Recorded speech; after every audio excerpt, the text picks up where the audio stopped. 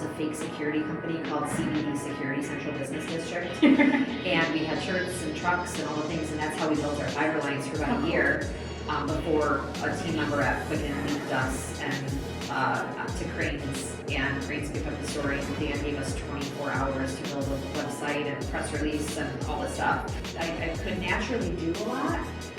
And then the overachiever, perfectionist Virgo part of me would set in, and it was like I had to be the best at what I did, which through time is obviously something I have worked a lot to heal. That's not healthy as it turns out. Right. Figuring it out fast and then making the change, trying that for the next 9 to 12 months. It doesn't work, changing it again. Yeah. And so now our product looks completely different than it did when we raised funds a couple years ago. Yeah. And it's okay. Welcome to the Build Podcast, the show where we talk to the people building Detroit from the ground up. From startups and small businesses to community movements and big ideas, Detroit has always been a city that runs on the strength of its people. I'm your host, Aisha Qureshi, a fellow builder. Let's get into it. Great. Okay, so in today's episode of The Build, we are talking to Christina Fair. She is a local Detroiter. She is the founder of Hum. She's the founder of Reconnect. And we're going to jump into her story. I'm excited to have her. Thank you for being here. Thank you for having me. All right, so tell us a little bit about kind of how you got started, because you are very active in the community. You are an entrepreneur, you're a mom, you wear a lot of different hats. So how did you kind of get started from there to here? Yeah, so I'm born and raised Detroit, went to school at East Detroit High School, University of Detroit Mercy for college. And when I was going to college, that was when I got introduced to the Quicken Loans, now Rocket family of companies. I would say as a kid, I had my hands in everything. Every sport, every club, all the things. I wanted to be president of everything and captain of everything. And a lot of that was upbringing. I had a very strict dad, lots to unpack there. But it led me down this path of knowing that I could naturally do a lot. And then the overachiever, perfectionist Virgo part of me would set in, and it was like I had to be the best at what I did, which through time is obviously something I have worked a lot to heal, because that's not healthy as it turns out. Right. But through that, I started at Quicken. I was the first female director of mortgage banking for the Quicken Loans, now Rocket family of companies. I was in banking and sales for about 10 years, ultimately helping to scale what became now, online mortgage and all that fun stuff back in the day. Then I moved over to lead the process and innovation teams for the family of companies. I had about 200 people or so that were cross-functionally embedded through the business. And the whole goal was to make things better. As Dan Gilbert would say, my job was to make shit better. People, process, and technology.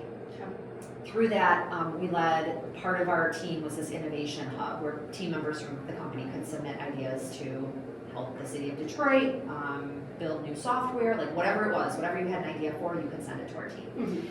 And that was my step into entrepreneurship. One of the ideas that floated through the company was from a 24-year-old software engineer named Mark Hudson. He's now one of my business partners. Oh, cool. But his idea was to bring fiber internet to the city of Detroit. At the time, there was a massive digital divide in the city. And so Dan empowered us to go figure it out. We ended up building what became Rocket Fiber, Detroit-based fiber internet company. We built that from 2014 until we sold it in 2020. The whole downtown area is running on our fiber internet now, all the stadiums and hospitals and apartments, everything. Super fun adventure, and I learned a ton. After we sold that was the first time in my adult life that I was like, what am I going to do now? And so since then, I've launched a couple of companies. We've got Hum, which is a software company we sell. We're basically an internet marketplace. You can, if you're, as an example, logged into the Rocket Money app, it would say, you might be paying too much for internet. Would you like to explore options? If you say yes, our widget pops up and you can shop for internet. So I read that Hum started for multifamily dwellings. Is that still the case, or what was the original intention behind it? Yeah, so we had recognized after selling rock pit fiber that there was this massive gap in the marketing world for how do you get to a customer at the right time in order to have them, to acquire them as a client. Yeah. So we, at the time that we launched, we were going to develop this software that would embed with property management software so that if you were moving into an apartment, we would know that you were moving in. We could send you a link. You would shop for and check out internet right there. Wow, okay. One of the major issues that we ended up seeing in that space happened a couple of years ago. We had some political changeover, and data privacy became a bigger deal, I think, than it has ever been before, data sharing. And so a lot of our property manager partners reached out and they said, we're kind of going to put a lockdown on our resident data for a minute until we figure out what our overall strategy is. Okay. So it caused us to have to pivot the business model. Okay. And so we pivoted, and this is where we've landed, and we're going to see how it works out. That's cool. And yeah, I mean, that is such a part of the entrepreneurial journey is pivots. Yeah. Right? Yeah. So when that happened, I would imagine it was like, oh, crap. Yeah. We were banking on this, like this is, you know, where we had everything. Yeah. So where was your headspace, and what are some of the things you did to kind of figure out the right pivot? We have pivoted, and same with my other business, Reconnect. I've pivoted that company 3 times over the course of the last 5 years. One thing I know is I'm an angel investor as well, and I'm deep in the investor community for the state. You know, something I think that founders typically will look at as failure is when you run into these walls and it's like that thing's not working for us. And what I found through time, and something that I hear from investors all the time, is most oftentimes investors are not investing in the product. They understand that the product is going to continue to evolve and change throughout the years. They're investing in us as founders. Right. And knowing that if you run up to a wall, that you're going to be able to identify that quickly, make the pivot, try the next thing, and fail fast. It's really the difference between the Midwest startup system and Silicon Valley, is that Silicon Valley has a much higher rate of failure within startups. But it's what the definition of failure is, because here in the Midwest, typically what we watch founders do is run into the same wall for 3 years, 5 years. Yeah. They're not seeing the revenue gains and they can't figure out what it is, but they're afraid to stop and say this isn't working. Yeah. And so for us, it's just making sure that we're taking the customer feedback, figuring it out fast, and then making the change, trying that for the next 9 to 12 months. It doesn't work, changing it again. Yeah. And so now our product looks completely different than it did when we raised funds a couple years ago. Yeah. And that's okay. But for me personally, I had to work through that with coaches to know that if something's not working, then it's not it's that Virgo perfectionist nature. Yeah. But it's not failure. It's knowing that we can change and evolve, And that's okay. and that's okay. Right. It's healthy, it's good. Yeah, I think as an entrepreneur, it can be really scary to feel it might not be a failure, right? Like I don't really think there's true failures. We just get lessons. Yep. But like it takes 20 years for us to learn that, Yeah. and then finally we can pass that on to the younger generation. But you know, it's to say it's more of a failure just to say like I gave up. And we're scared of what are people going to think? Because like, you know, our family members, for example, they're not entrepreneurs, more than likely, right? It's not common for everyone to just come from an entrepreneurial family. So there's a few people I've talked to who are like, my family just doesn't get it. No. They're like, they see this as a failure. They don't see that the wins behind the scene or the fact that this is really just a part of how it is to run a business. And they take it personally. Yeah. So. I say that all the time. I did not know about small business ownership, entrepreneurship growing up. I followed the path that my parents said I had to follow. You know, you graduate top of your class, you go to college, you get a job, you get a manager job, a director job, a VP job, and that's success. Yeah. And for me personally, I did those things and found myself in my mid-30s like completely unfulfilled, unsatisfied. But I say all the time now that like I'll drive down the street and it never once occurred to me growing up that every business on that street was started by someone. Right. Like in our minds, like these they just exist. Yeah, But in the end, everything was a startup at some point. absolutely. Um, Yeah. And how many businesses fail and pivot, Oh. and it's Yeah. so interesting. Yeah, so many. And it's funny because my dad is an engineer.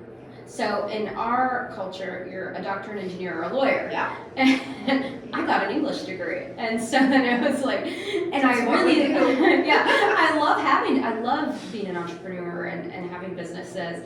And it's so funny because yesterday we were actually driving. He goes, I'm really happy you're not a part of corporate America and the system. And I was like, I was like, really? Yeah. Oh, I love that. My dad was also an engineer. He's Uh-huh. ex now, but he, I remember him telling me early 2000s when I started working for Quicken, I would come home and be so happy, and he was so miserable in his job, and he was big three. And I remember him saying, when you finally leave that place and get a real job, because I didn't follow the path. Yeah. And I'm like, look at that place now. Yes, He didn't live long enough to see all of Yeah. that come to fruition. But yeah, so interesting. Yeah. So I love that you're paving your path. Yeah, we both are, right? Now. Yeah, Yes, that's for awesome. sure. Okay, so then you launched Hum. You mentioned Reconnect. Tell us a little bit about Reconnect and the why behind that. Yeah, so a couple things. One is I launched it, so we sold Rocket Fiber in April of 2020. Okay. So Height- pandemic. Literally, we were all just sent home, and I was like, okay, well, what am I gonna do now? Yeah. And I was sitting with a friend of mine who worked for a large pharmaceutical company, Mhm. and she said, I'm really struggling with my team. I don't know how to keep them motivated. If I have to do another Zoom happy hour, I'm gonna lose my mind. And I was like, I feel like I could solve this problem. Yeah. So I spun up a website over a weekend, and I basically just went out in the world and I found people who had historically been doing in-person events, Okay. and I put them on camera.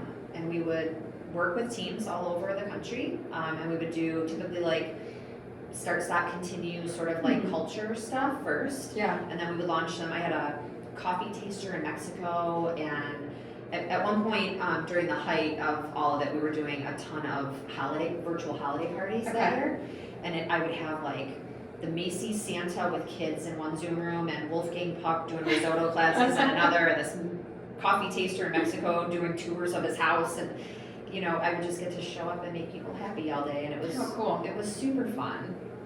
I did that for about a year and a half and had all these contractors, and then as the world started to go back to in person, it was like, okay, it's time to pivot this. Yeah. And at that point, my previous partner Mark had reached out, and we had decided to start working on Hum.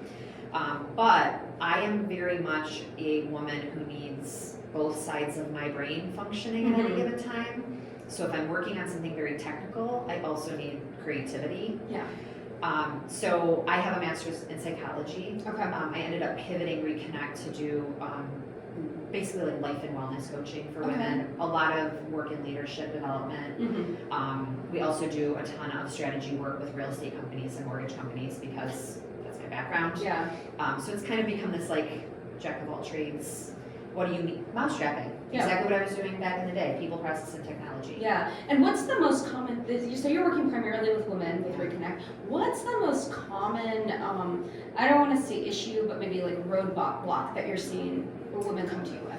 It's exactly what I went through in my mid-30s. Okay. The number of women who reach out to me who say, I did all the things that I was supposed to do, and now my kids are growing up, and I am unhappy. And I don't know why I'm unhappy. My home life is good, my marriage is good, my kids are good, but we all hit this window, it feels like, where it's is this it? Yeah. Right? We talk a lot about how through your younger years, there's these high highs and low lows. Yeah. There's, whether you're choosing to get married or get a partnership, buying a house, your first house, raising kids, all these things that are these high highs. So when you hit that age where all of those things are done, Yeah. and life kind of plateaus, it's very uncomfortable for people who thrive in a little bit of chaos. Yeah. And so I work a lot with women in figuring out, where are you trying to get to at the end of your life? Forget right now. Where do you want to be at the end of your life? Yeah. What are your physical goals, your mental goals? What do you want your relationships to look like? And are you doing the things that you need to do now to set yourself up for that? I always like to work in tandem, typically with a therapist, Okay. because most of the women that I work with, we understand why we do the things that we do and think the way that we think we understand why we're messed up. But from there, it's now, what do I do? How do I get unstuck? Yep. And so it's figuring out tangible things that you can be doing now to get to where you want to end up at the end of your life. That's cool. But we're all in the same boat. Like, Right. I think that's the one thing that I like. I do a lot of like cohort sort of pod work with women, because I want us all to understand that it's all the same. Yeah. Like we're the expectations that we have for ourselves and that the world has for us are so high. We just need to slow down and come together and say, we're doing great. Yeah, that's so critical, because I think, in your, honestly, preteens, teens, 20s, you're raised to, our society kind of tells us that other women are the enemy, right? And it perpetuates that cattiness that women are known for. And then I do think we get to a point where we realize we need community and we need each other to lift each other up. And, it's how you get through all the things that you're talking about that prevent you. So kudos to you for building community and helping women. It's my favorite. I think when I left corporate, it was this realization that everyone in my life was kind of in that corporate world. Like, it was the realization that I had hundreds, if not thousands, of acquaintances. People I could be like, hey, you want to get a drink on Tuesday? But when shit's hitting the fan, who are your people? Yeah. And making sure that you were investing time in curating that circle. And our community in Michigan is so vibrant. There are so many amazing people doing amazing things. And it can be very helpful for us as founders to know that, like, I always say, I'm not curing cancer right now. Like, so when I hit a software issue, I'm building software. I'm like helping to increase profits for internet companies. I can then go out into my founder community or my girl community and be like, you guys are actually doing amazing stuff. Tell me about what you're doing, because it grounds me and keeps me kind of settled. Yeah. Which is, you experience that a lot doing what you do. Absolutely, yeah. And it's one of those things, like when you arrived here, we were talking about, like, not rush. What's the rush for any of this? Like, at the end of the day, like, we're all working together to get towards something. And so, getting joy, I think, out of what you do, like, half the battle is not putting that pressure on yourself to say, like, if I don't get this out right now, it's gonna, like, just explode or whatever. Yeah, it's not that deep. People will say that, like, I remember when I started leading the process group at Rocket, and team members would come and be like, I want to share this with you, but, like, I'm afraid someone's going to steal my idea. And I would tell them all the time, now people, I think, recognize it as a whole. No one's going to do what it takes to steal your idea. Yeah. Like, it's just not how people are naturally built. Yes. And also, you've got to be able to vet it with your community to know if it's something that's going to be good. Right. And so the more we talk about it, exactly to your point, I had Jason David is another large community builder in the city. I'm on the advisory board for his startup. Oh, yeah. He's amazing. Yeah. So he does it all the time. He like, does. texts me ideas, and he's like, "Will you go do this? Because I think it's a great idea, but, like, I don't want to do it by myself." I'm like, "Yeah." Just so much of that stuff, Yeah. Because we can't do it all. Yeah. We're all innovators, but we can't get it all done. So there's plenty to go around. There's plenty to go around. Yeah. And in that positivity and that drive and just the willingness to help, it is unique. Yeah. I think, to Detroit, for Agreed. sure. Agreed. And I think it can also sometimes be, occasionally, to our detriment, because we do a lot of work for free here. A lot of work for free. Yeah. And there's this expectation, I think, especially for us as women, we talk about this in our like lady boss circle all the time. Yeah. We keep perpetuating it by asking each other to do things for free. Like, will you host this workshop for me? Will you speak at this event for me? Yeah. And in the end, these should all be paid gigs. Right. And so I think there's, like, an element of that still needs to be worked out. Like, how do we Definitely. continue to lift each other up, but how are we also sourcing funds? Right.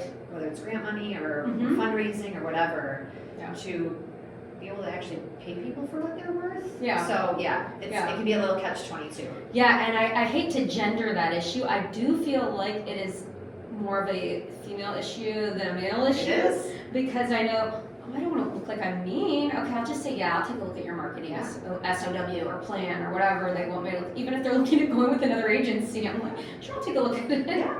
This was the first year I said going into 2026, well actually it probably started tail end of last year. Yeah. I said I'm going to be very, it's a year to be a little selfish. Yeah. And be able to say no. And I turned down 2 mentorship programs that I have mentored with for long term. Because I'm like, I've given so much. It's time for me to buckle down and really figure out how to get my companies and my worlds to places that they need to go to. Yeah. And I know that that's also okay. That's okay, and that's not selfish, because as you build those companies, you're gonna need to hire more people. Yeah.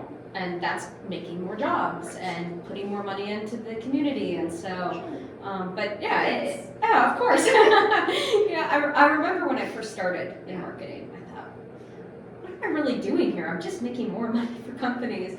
And I thought, okay, but the flip side of that, because I told you I'm kind of like wired more positive anyway, is, well, without companies, you don't have jobs. And other businesses money isn't put into them. You know, nobody's going out to eat or going to the movies or, you know, buying a class or doing Reconnect or whatever it might be, because they don't have the money to spend. So we all work together. And the end client experience for a lot of the businesses that you support too, right? Yeah, like, absolutely. That's why one thing I love being in the real estate space is that you're impacting the lives of some of the largest transactions that people will ever experience in their lifetime. Yeah.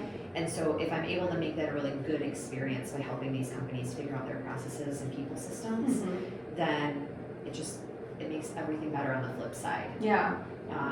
But yeah, being a little picky with where to spend those energies. Yeah, nothing wrong with that. Yeah. What's your favorite thing you've done so far? Out of everything we've talked about.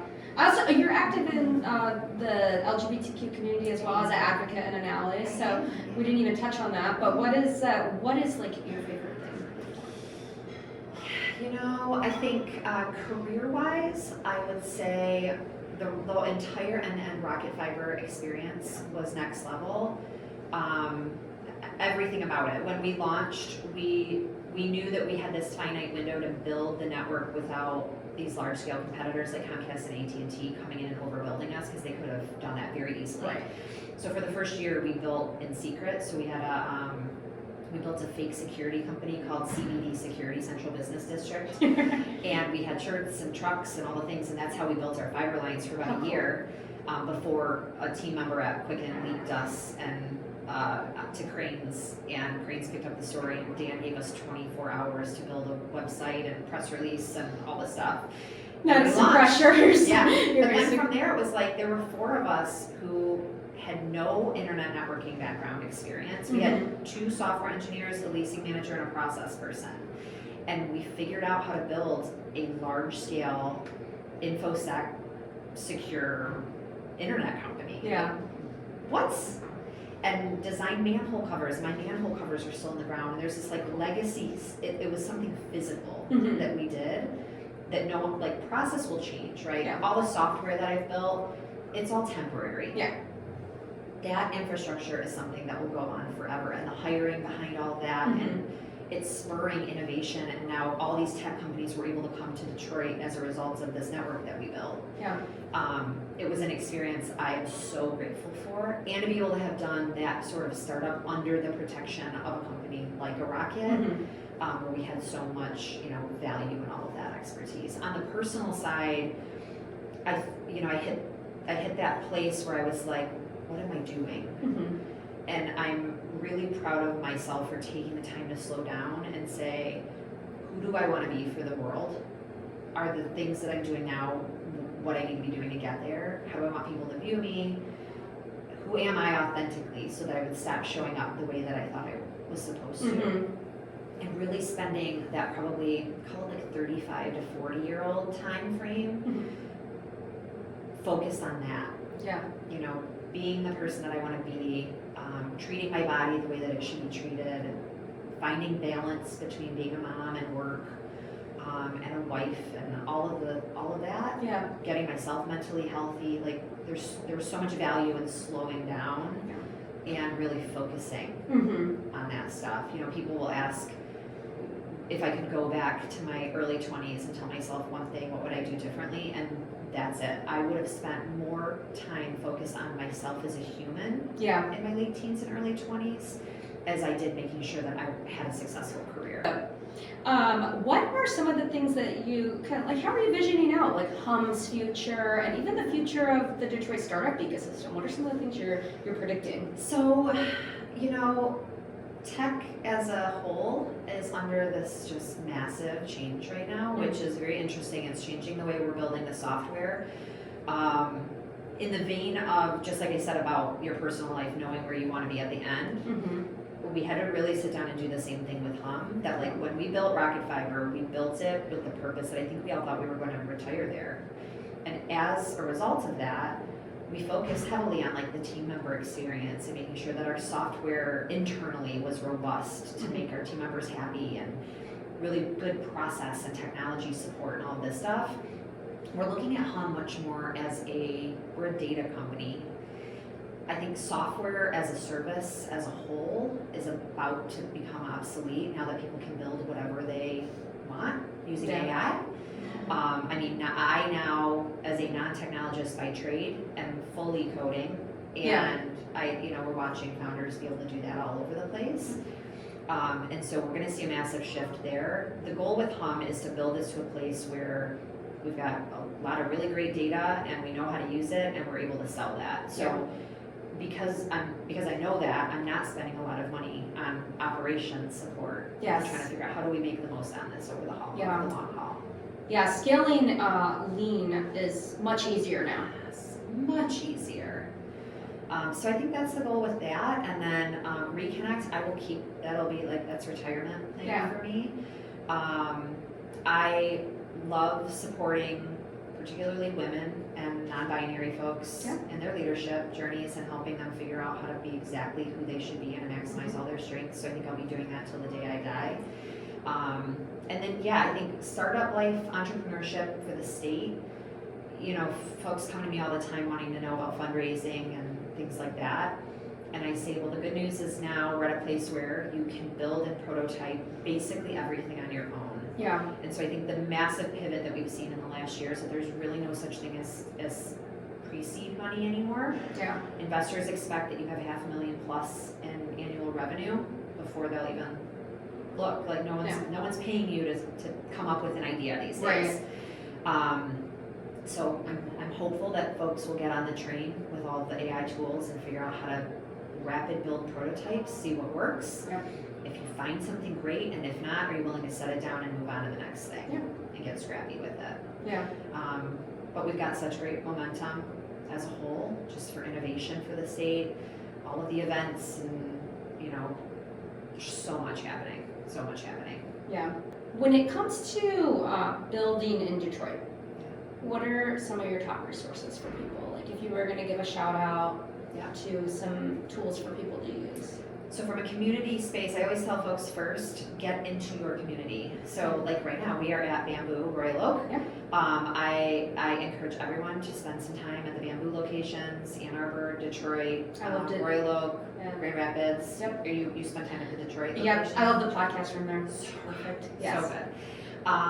And it's a really great community of humans who, if you're looking to start something, will just sit with you and talk it out, and help you figure that piece out. New Lab, Michigan Central Station, same. Tech Town. Oh yeah. Just great resources and great humans. Yeah. There are events like on Demo Day, which will be coming up. There's one in April and one in the fall. Those are great events to be at. Mm-hmm. Keep an eye out. Black Tech Saturdays. Huge. Be where the people are. Yes. Because in the end, whether you're choosing to build something, you need your community. If eventually you're going to be looking for funding, you're going to need your investor community, and that's where those folks hang out. And just like if you were going to be applying for a leadership role in a corporate position, if you're going to go raise capital at any point, you should be an obvious choice. Yeah. So you want everyone to know who you are before that time comes. Yeah. And then, there's Femology for accelerators, there's Michigan Founders Fund accelerators, there's Ann Arbor Spark, there's people and places everywhere. Yeah. But you've got to get out there and spend time, because you shouldn't be asking people for help if you're not already part of the community and doing whatever you can to help support these people as well. Yeah. So how much are you giving before you start asking? And I will say, you are one of those people who doesn't just talk the talk, you walk the walk. Because we were connected on LinkedIn, but we didn't really know each other. And I reached out and said, hey, would you be on my podcast? And you were like, sure, absolutely. Sure. Anything to help the community. So I really appreciate that. And your enthusiasm, and it's just, you have great energy. You basically embody the energy of Detroit. So I'm thankful for that. I'm thankful for having you on the show. I'm thankful that you reached out. Do you have any last words you want to share? So this was great. Yeah, Thank you. absolutely. So let's wrap by finishing the sentence, Detroit is. I'm going to say Detroit is innovation. Good. Yeah, it's so true. Yeah. So you think it, dream it, and build it. Yeah. It's who we are. It's what we do. Yeah. And along the lines of innovation, I will say as a shout out to the Henry Ford Museum, which I'm a proud member of for a long time. Yeah. I love it. But if anybody like ever just wants to feel the feeling of innovation, but they don't want to go around the city, go to the museum. Go to the And museum. you will see every incredible invention that's ever come, not just out of the city, but from people in general. It's true. And doers and movers. Yeah. So. It's something I love about New Lab. It's a maker space. Yes. So you can It go is. there and there's all this machinery and you just see people making robots to clean debris out of space. Yeah. Like wild. Yes. Autonomous vehicles. And Mm-hmm. you can just go and walk around and see what people are tinkering with and know that like if they're doing it likely with no background in most of these things, they just thought of it and they're figuring it out just like we did with rocket fiber. Yep. You can literally figure anything out and there are people everywhere to help you with it. Yeah. And why not you? Why not me? Why not the person listening or viewing right now? Yeah, I mean, sure. everybody's got cool ideas. That's it for this episode of The Build. If you enjoyed the conversation, follow the show, like, and share it with someone who's building something of their own. And if there's somebody you think we need to talk to, send us a message and we'd love to connect.